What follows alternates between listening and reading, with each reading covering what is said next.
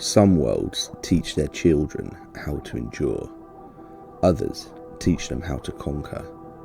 But a rare few teach their sons something far more dangerous. They teach them how to be free.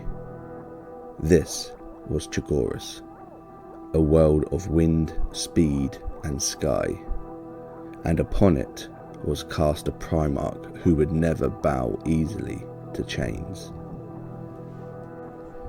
Chogoris was a divided world. The open plains were ruled by nomadic tribes, swift riders who lived by the bow, the blade, and the honour of the hunt. They valued speed, self-mastery, and the freedom of the horizon.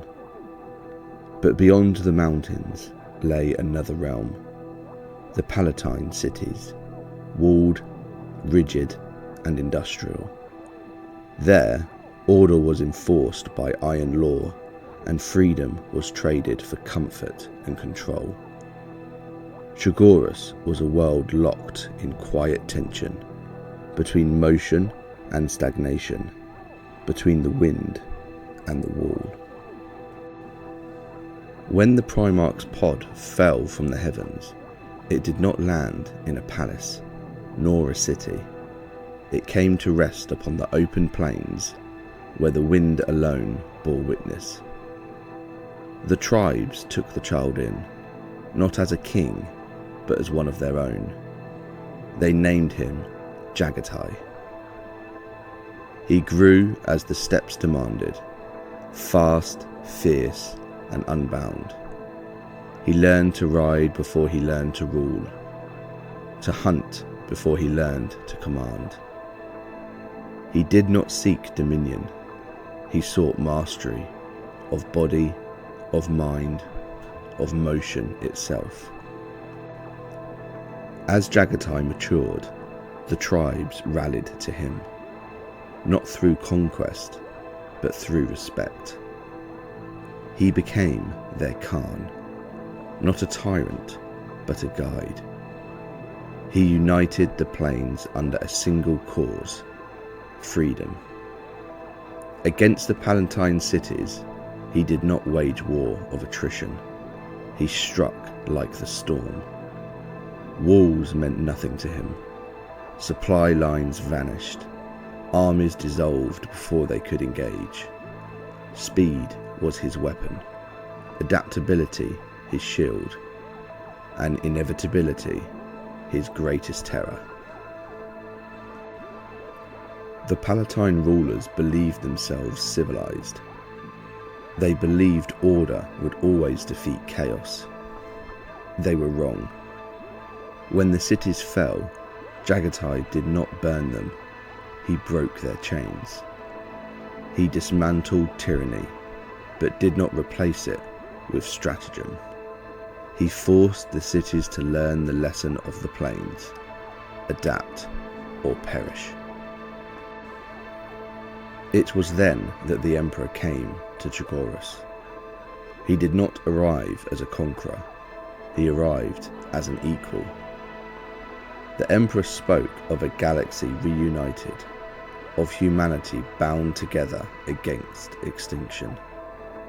And Jaghatai listened, but he did not kneel quickly, for he saw the Imperium both promise and danger. Unity could save mankind, but control could also suffocate it. In the end, Jaghatai accepted the truth of the wider war. The galaxy was too cruel to face divided. But his loyalty was never blind. He did not surrender his spirit.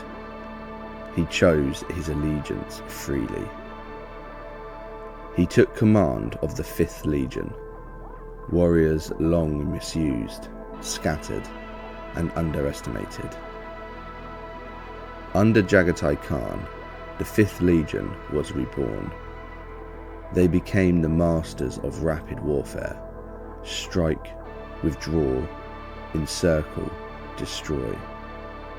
Where other legions sought glory in prolonged war, the White Scars sought victory, swift and decisive. They were not builders of empires, they were breakers of resistance. Among his brothers, Jaghatai remained distant. He did not crave counsels or accolades. He distrusted both blind obedience and blind rebellion. He watched, he listened, and he waited. As the Great Crusade neared its height, the Imperium tightened its grip. Compliance became harsher, truth became law, and Jaghatai Khan felt the wind change. For he knew this truth above all others: an empire that fears freedom will eventually fear itself. Jaghatai Khan rode to the edge of the Imperium, never fully within it, never truly outside. When the storm of brother against brother would finally break, the Warhawk would not rush blindly into it. He would choose his path, as he always had.